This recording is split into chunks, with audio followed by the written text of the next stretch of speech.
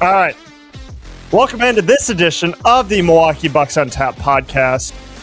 Corey Moen, Evan Bernd. Evan, how are we doing?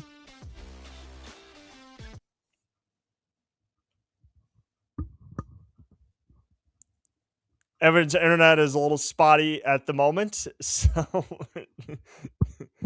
there we go. Sorry, there being we go. shoddy today. That's always fun.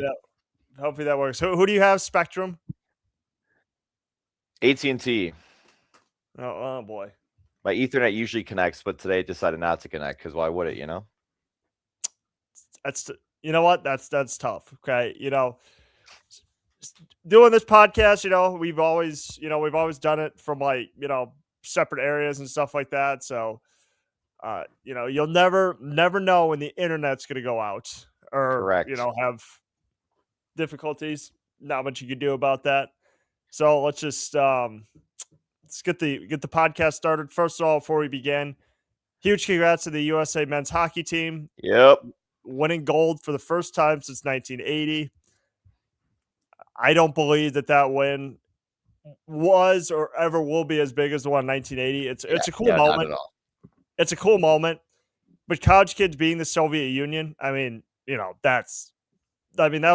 Soviets were like one of the greatest hockey teams that ever played. And the fact that, because like movies are not going to be made about like the USA men's team like winning gold because maybe like a small documentary or something, but like not multiple documentaries and movies being made about like the miracle on ice. Like there's nothing else that can be made.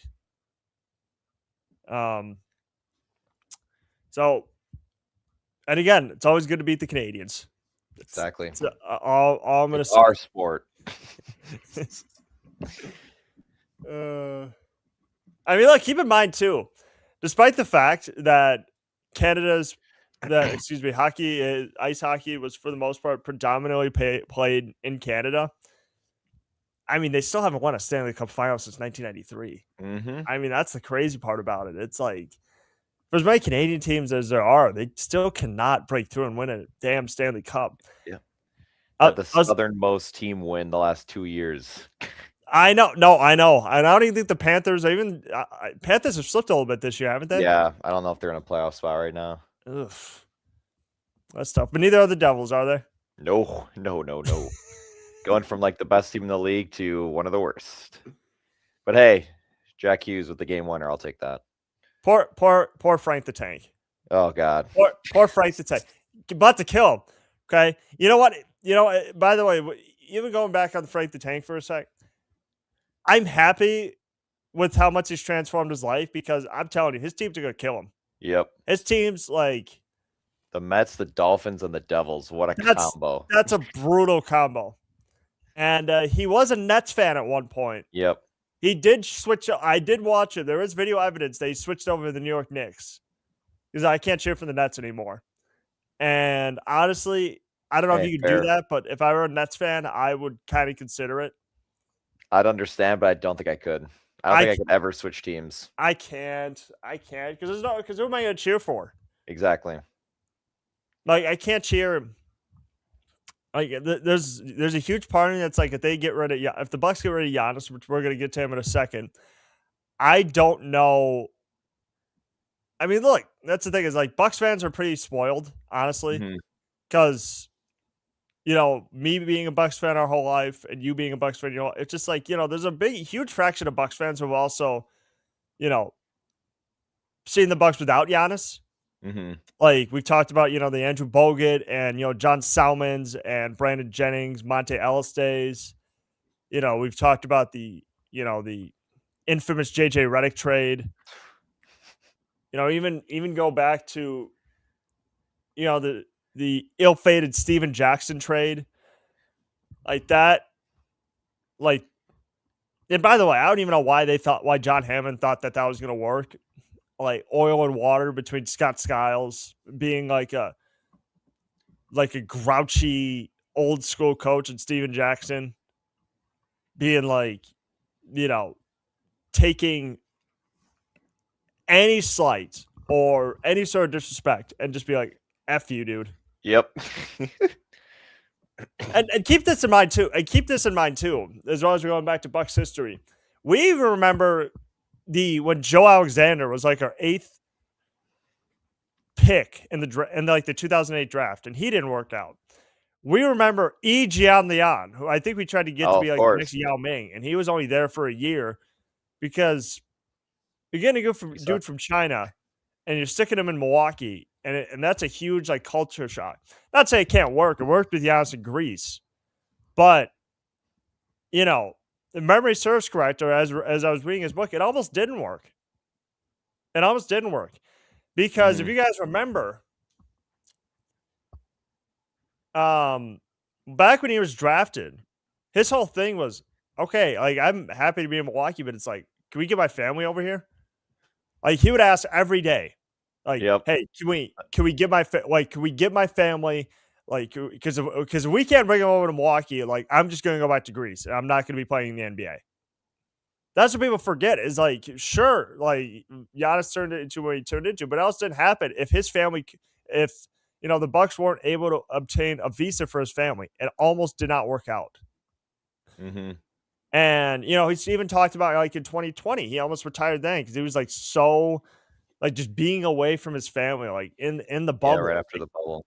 Yeah, like he almost it just like that stuff almost didn't work. There's been two separate occasions where he almost just didn't like, and now it kind of seeing what he's turned into, it's amazing to see. But I think there's a huge fraction of Bucks fans because, as you guys know, after the season's over, Giannis like relaxes a little bit in the summer, and then he goes play for Team Greece. Mhm. I'm wondering, Evan, from your standpoint, do you think he needs to like stop doing that? I understand he feels a lot of pride playing for his country, but he's like an older player, and playing all that extra basketball and stuff. Suffering a calf strain or that soleus strain, excuse me, 2 separate years. Do you think that the extra basketball in the summer like impacts him or hinders him a little bit? Yeah, it's always a excuse me, it's always a different or a tricky situation, especially like with the Olympics or like any other extra stuff that players are doing outside of like their actual team sport. It's always again a never know what could happen. But no, I feel like with the because again he always unfollows people and takes like his break over the summer and people freak out. Um, no, it's always nerve wracking just again because you know how hard he's going to go in these things. And again, with the potential chance of him getting hurt playing for Greece, it's there too. And again, he plays a lot harder than a lot of other people do, and he's going to give 100% effort. So it's a little nerve wracking. I'm not the biggest fan just because again, every time I see like a notification like Giannis out for whatever reason in Greece, it's like, is this going to have any effect in the next few months with the season starting up? But I'm fine, I think, with them all playing. It's just more of the how much effort are you going to put into it to potentially risk your like actual like job itself, not for Team Greece over the summer itself or any other recreational basketball you're playing outside of the Bucks itself. I don't hate it, but it can be a little nerve wracking, I think, for a lot of fans. Just you never know what's going to happen in one of these games. Yeah, and I don't think people would mind it if there's sort of like an Olympics thing Hmm. where where it's just like he does the survey for you. It's like, all right, that sounds good. But it's every year. The Euro Basketball League is like every year. So I think Giannis plays. I believe Jokic plays for his country. I'm not 100% sure. I know Doncic plays for Yep. his every year. And again, this has nothing to do with like these calf strains have nothing to do with Giannis being too heavy or anything like that. It's unfortunately it is a wear and tear thing. Like, because the only reason why I bring that up is one of the reasons Doncic was traded was because, his GM, Nico Harrison at the time, was concerned like he suffered multiple calf strains and that had to do with, Luka not being in shape. That's not the case with Giannis. He's probably one of the more in shape basketball players ever. Hmm. But, it does suck. It's just he's an older player and there's going to be teams that are going to give up a ransom to try to get him. which brings me into my next thing. So according to several high-profile NBA insiders, the Lakers are going to be playing an all-out pursuit for Giannis this summer. You would assume that would include draft picks. You would assume that would include like premium players. Now, just to note this, if I'm the Bucks, I'm asking for a ransom. The Lakers want Literally. to get him. Okay, I'm asking for as many draft picks as you could possibly obtain. I would get Austin Reeves. I think Austin Reeves, being their second best player, I think Austin Reeves is a very, very good two-way player. He, outside of Doncic, I mean, look, he pushed LeBron to be like a third option. Now, granted, LeBron missed a vast majority of the season with the sciatica, but still, he's a third option now because Austin Reeves has been able to elevate his game. As for young players, Evan, okay, if they trade Giannis to LA, which again, that's what we've said. If they were to trade Giannis, trade him outside the conference. Correct. Get him out. I don't need, like, you can't, like, that's why I find it funny where they say the Knicks want him, because it's like, well, the Knicks, I mean, do I think that the Bucks would help out the Knicks by just gifting him Giannis? No, I don't. And, Jalen Brunson. But here's my other problem with that. Giannis is kind of a hard person to trade for because you're going to have to get up so much to get him. Usually this is going to involve like 3 teams. And, you're giving up like your key assets to get a player of Giannis's caliber. As you saw the Bucks with a couple years ago, what if it doesn't work? Okay. You saw how much Milwaukee had to give up to get Damian Lillard. Now look where the Bucks are. So that's the only concern the team should have about getting a player of Giannis's caliber is, okay, we're giving up this many players, but what do we get out of it? Like, are we going to get better? Okay, is because it's not just one player that elevates a championship team, Evan. It's several.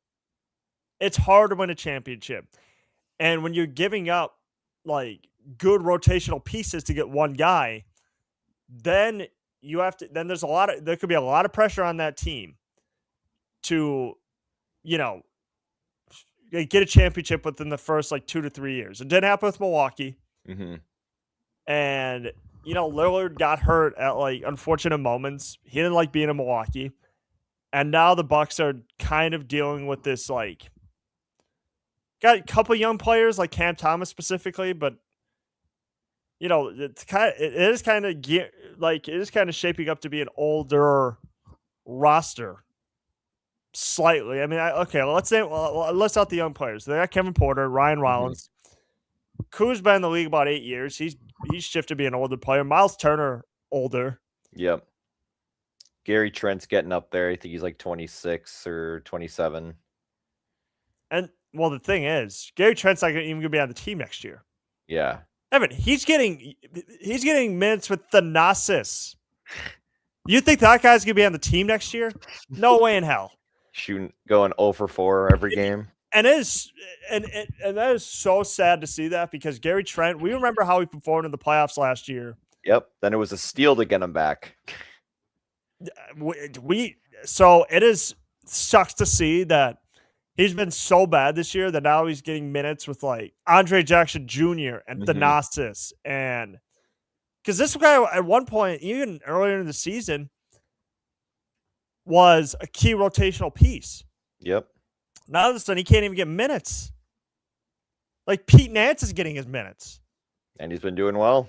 Cam Thomas is getting that man's minutes. And again, because he's outperformed him. Especially Cam Thomas. Whew. Yeah. Whew. Him and Dieng have been amazing. I saw Dieng jersey at the Admirals game last night, so he's already making impacts. I think so, but there was a Bucks creator, Ty Windish, was a little mad that Dieng didn't get as many minutes. Yeah, I think he got like 22 minutes, the same amount as Pete Nance, which I would agree with that. I think Dieng deserves more minutes. Like, Like, shoot, throw the man out there. I was gonna say he should be a key rotational piece at this point. Absolutely. It's like, Doc, dude, what do you have to lose? It's like, how many players do you have? How many players do you think you have Correct. that like to contribute? All right, like you already, like, Yeah. He played we already had to see Jericho Sims minutes, which I mean, those were hit or miss. Okay, because I'll say this: watching the game against the Pelicans the other night, I know the Bucks won by a large margin. They could not guard. They could not guard Zion. No, he almost shot 100% from the field. He was Oh my lights out. gosh! Him and Derek Queen. And there were several. And watching that game, there was so many of them. Zion was just. It was just an easy layup for him. Like they weren't even contesting any of his shots. It was like his explosiveness. That's what Zion should look like when he's not. I was That's gonna what say, Zion like, looks good like. for him. Just not against us. I mean, he's had multiple 30-point games against us this season, and Bucks have like been able to win. But and Milwaukee, I think, was lucky by the fact that Trey Murphy didn't play. Mm-hmm. Because if he would have, Trey Murphy was like the key reason why the Pelicans almost almost won the last matchup between these two teams. 12 threes, 11 He threes. could not miss. And I mean, look, there was a part early on in the season where, or even about a month ago, I was like, why are they playing Jericho Sims? He kind of like he's not like he can jump out of the gym, but he's not good.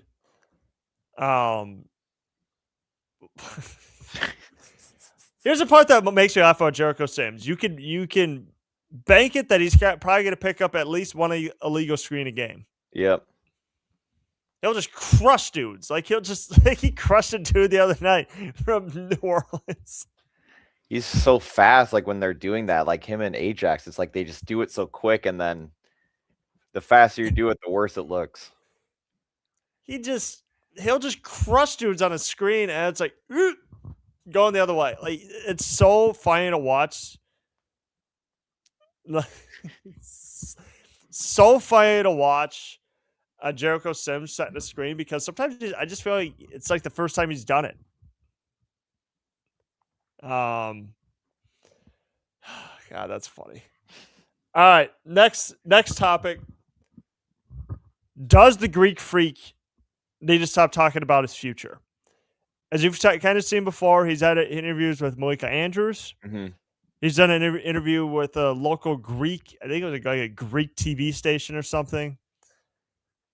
Do you think he needs to stop talking about his future and just kind of essentially decline doing interviews for the rest of the season? Yeah, because again, decision or not, whether again he knows if he's going to stay or leave, I just feel like the more that comes out that makes it seem like he's going to stay, and then he keeps talking about it, it's like, all right, so are you like, what's the whole plan for this? Yeah, I just feel like he just gotta just play the season out and stop doing all this extra stuff that again mentioned. I don't know what word I'm trying to think of, but keeps like bringing the topic back up about the whole situation, because again, it can get a little annoying again when it kind of like dimmed down a little bit at the trade deadline, the All-Star break with Shams and stuff. But then yeah, doing all these extra interviews again, it just mentions it again and just kind of gets people, oh, like, is this a note for the summer or next season, whatever. But no, it's getting annoying at this point, and I just feel like it's either declare that yes, you would like it, or just say yes or no, or if you don't know yet, just stop talking about it. Because now it's like getting to, I didn't see the Greek TV one, but you're just like getting to now people who it's like, all right, like more of these people now are getting interviews with you, and like it's gonna be mentioned. So it's like honestly, be like careful who you say it to, and but no, it's getting a little annoying at this point. And if you haven't said anything, just stop at this point, especially during the season post trade deadline too. Yeah, and like I can understand where he's coming from because there have been star players who have gotten very similar questions that he's gotten. He is put in a tough spot because if he's non-committal about it, it's like I don't want to discuss anything with my future. Mm-hmm. then everybody's going to run with it. It's like, oh, he's leaving. He's Yep. leaving. If he's not going to answer questions about his future, I think the spot that Giannis is in right now is, well, now the side that people are saying that he's on, it's, he's playing the loyalty card. Correct. He's saying about Milwaukee, but then he's saying another thing. It's like, I think the spot that Giannis is in right now, I think he's just over explaining himself a little bit. Where I think he feels like he has to like overdo it. Where it's like, look, I love the city of Milwaukee, but Yep. also I want us to also compete, which he's been saying that for years. And I think the thing that bothers Bucks fans alike is when he says the phrase, "As long as I'm here." Correct. That's what's bothering people. That line right there is what's like. What do you mean? As long as you're here, what does that mean? What does that mean? Because you are here, and I just think right now he's. I mean, I thought he was in a spot similar to what Damian Lillard was in a couple years ago. It's like, you don't want to leave, but you kind of feel like to maximize your career and maybe win a championship, you feel like you have to go, but you're not really. But you're not really going about it, or you're trying to figure out a way to go about it that doesn't make the fan base hate your guts or whatever. It is a little awkward, and I just think the more times you do these sit down interviews, I just think you don't make yourself look any better. I don't think talking to ESPN, because ESPN's gonna paint it a certain way, and like I just think at some point you have to kind of say, look, I'm focused on this team, and whatever happens with the future happens. Which I feel like he has said that. It's like the redirecting of the answers, just to kind of be like that neutral ground that, again, all athletes do in those situations. They just gotta give that universal answer that everyone's well known for. Yeah, I mean I think that's the only thing you can do, because I mean, other than like, you just can't keep saying like, well, as long as I'm here, or as long as I'm here. Like, I think he said after one of the games, where it's like, as long as I'm here, we're gonna play hard. I'm just like, whoa, that was a What do you weird mean way by to that? that was a weird way to say that. So just if he could stop saying that and just be like, look, I'm just gonna focus on the rest of the year, and I'll kind of focus on that in the off season. No, but no, outside of that, he doesn't need to explain himself to like the media. Correct. They don't need to know his every move. You could be a little mysterious. So with that, do you think the presence or the addition of Cam Thomas will be enough to convince Giannis to stay? I think it's definitely there. If they could do another move this offseason, whether it's a signing or like, a smaller trade for some of these better role players, I definitely think it could be convincing. He's definitely shown that he's capable of doing it consistently. Now, obviously, you're not going to have a lights out game every single night. You'll have some off days, but honestly, almost all the games, maybe one or two that he's played this year, like he's been well over 20 points, and I feel like he's been a good contributor off the bench.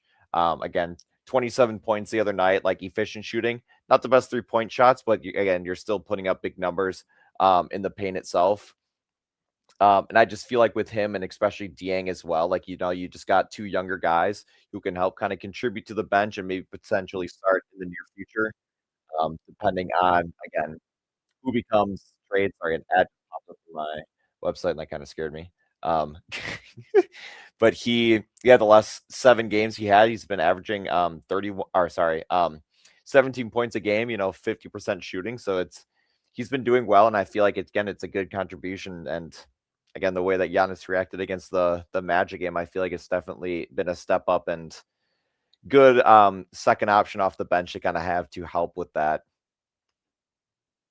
3-point shot, and playmaking as well, just because he's able to not only make a shot himself, but also kind of distribute it to other guys as well. But I think it's there, and I think it's leading more of staying. But I just think we're like a move or two away from like, all right, this is the team that I think can do a lot better this season. And look, Give credit to John Horst because he's kind of doing what I've been preaching him to do, which is like, look, just stock up on young players. It's crazy how that works. Like Dieng, Cam Thomas. That's where the league's headed, Evan. It's not old. It's not old. Like it's not old veterans. This is a young. It should be a younger team. And now the only reason why I think they should get rid of Doc Rivers after this year is because I just think he stunts the growth of all the young players. Now I'm not saying Cam Thomas, but I am saying like somebody like Ajax or is Pete Nance going to get minutes next year? I hope. Yeah. But it just feels like Doc is just kind of far behind in terms of like knowing what this roster is. And, give the young guys a chance. It shouldn't have taken us 2 months to know Pete Nance could play. Or, or like be consistent with the rotations.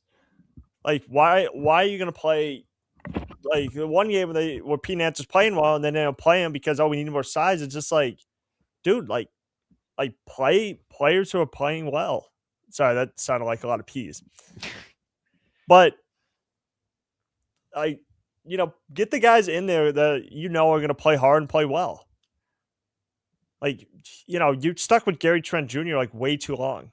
Yeah, exactly. Way too long. Like he wasn't hitting it. Like no, getting no shots, and the shots he was taking, he wasn't making them. It's like consistently like 3 to 5 shots a game, and he's making 0 to 1. Yeah, like just because a guy's veteran, like I just don't like the whole fact of like, oh, he likes to play veterans over young players. Why though? Like I just don't understand. Like I understand veterans know how to play and they've been doing it well for many years, but like why not just do both? Like if a guy's playing well in practice, why not just play him? Pete Nance, like I knew in the preseason he could play. Like they should see minutes. And he was like stuck to the end of the bench with Thanasis. I was like, why though? Pete Nance contributes to winning. He can shoot. I get he's a little undersized, but don't you want guys who can stretch the floor? And are younger and faster. Yeah, I just don't. And Ajax, I still don't understand why Ajax doesn't get more minutes. I don't either. That makes no sense to me. It's just he was a starter 2 years ago or two years ago. 2 years ago, he played like 40 plus games. All of a sudden, you stuck him to the end of the bench. I don't like that. That putback dunk again, it just shows his pure athleticism, and we don't use him. He is 6'6". He's 24. Like stop. Like Doc Rivers just doesn't know what this roster is, and that's what Bucks fans are saying. It's like, all right, well, we could get a play-in, but oh God, but next we got to fire Doc Rivers. He doesn't know what the roster is. He doesn't. He has no idea. Okay, an old school coach and young players do not mix. They're oil and water. Okay, old school coaches, The only reason why Doc Rivers is there is because they think that that's like a championship level coach, and he hasn't won since 2008. Correct. All right. John Horst is trying to build this up to be like a young roster. Having Doc Rivers there just hinders that. It hinders that. Now, be careful. Now, what I would say is, although this won't be as big of an issue, but like, just obviously, Bucks have to make sure they're competitive. Okay, because you don't want them to get like, these. I'm happy that they haven't gotten caught up in this whole tanking stuff, because I'll admit, Adam Silver is going to rule with an iron fist that there's going to be no more tanking in the NBA. But look, do I think that Cam Thomas could be enough to get Giannis to stay? I do. I think he likes what Cam Thomas is about. I think the bench needs more scoring, and I think Giannis needs help. All right, he didn't have. Like, I think the biggest thing Giannis realized during this is like, I don't really have any person that could take the scoring load off me. They were 500 with him in the game, and they had a losing record with him, like, not playing. Like, Miles Turner is not going to be able to take the scoring burden off of Giannis. Kevin Porter Jr. can a little bit. Sometimes he turns the ball over too much, but he can, he's a shoot first guy. Ryan Rollins is really. It's evident he's worked hard in his offensive game. AJ Green, same thing. For as much criticism as he gets, I think Bobby Portis has had a really good offensive year. Yep, and he's and like not only in that way, but like more efficient too. Like he's not taking as many shots, or if he is actually hitting them. Yeah, 8 for 12 the other day. 11 rebounds. Gotten a lot better since the start of the season, that's for sure. Now, do I think that the Bucks? I mean, who knows? You know, stranger things have happened Mm-hmm. to where the Bucks could get a play in and then, you know, like sneak into the playoffs. And now, do I think they could sneak into the playoffs, go to the NBA Finals? Unlikely. No. Stranger things have happened, but I mean, you know, if the Bucks could do it, if the Heat could do it off the back of Jimmy Butler, maybe I don't know. I think that I don't know if Doc Rivers is like he's not good at adjustments. He's not good at like pressure games anymore. So, but you know, there's no doubt about it. Cam Thompson's core, and he's like really been efficient doing so far. And they got him for nothing. Now, granted, that could all change because, like I said, he had a good game against the Magic. Mm-hmm. He had an okay game against the Thunder with a lot more defenders. But now he's got to play against the Raptors, and that there are no slouches. All right, Scotty Barnes can defend. Brandon Ingram, Portal. I think RJ Barrett's out there. Mm-hmm. Emmanuel Quick. So I mean, they got guys who could bother him. And you know, historically, recent memory, the Bucks haven't done well against Toronto. Yeah. Have they won? Have they beaten the Raptors this year? I think once. But yeah, it's been pretty gross this year itself. But yeah, I feel like because they played them so early in. Yeah, they beat them. I think they're 1-2 against them. Okay, I remember. What they beat in the first meet? I feel like they beat in the first meeting. Yep, the first one, and they've lost since. Okay, was the first one? First one was at Pfizer, wasn't it? In Toronto, the end of October. Because then they had played them like a week later. Yeah, they won in October, lost. Last one was mid-December by like 6 points. All right. Yeah, that's the thing is like, I watch every one of these games, but you know, sometimes some of these games tend to like meld together a little bit. So you're trying to remember. Yeah, it feels like a lifetime ago to where you watch it. So that's how every NBA season feels, where you know people will be like moments of the season, and then you're like, oh, okay. Yep. Then it brings you back, but you know these games do kind of mold together a little bit. So that's all I got. Evan, you got anything else? No, again, another matinee game. No, it's good to be back and hopefully kind of continue a little win streak. Again, don't really know the timeline on Giannis yet, but hoping for a good game today. First one of the year for me, so let's see.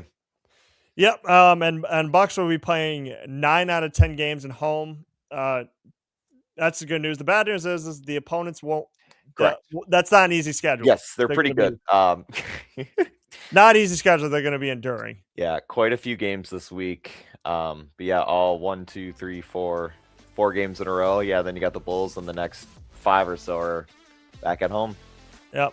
So, all right. Thank you guys so much for tuning in to this edition of the Milwaukee Bucks on Tap podcast.